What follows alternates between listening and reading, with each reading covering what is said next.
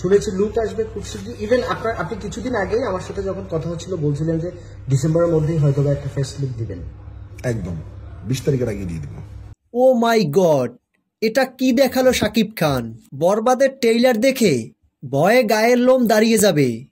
এই সিনেমায় যিশু সেনগুপ্ত এবং শাকিব খানের যে অ্যাকশন রাখা হয়েছে সেটা দেখার পর দর্শকরা ভয়ে আতঙ্কিত হবেন, এমনকি গায়ের লোম দাঁড়িয়ে যাবে।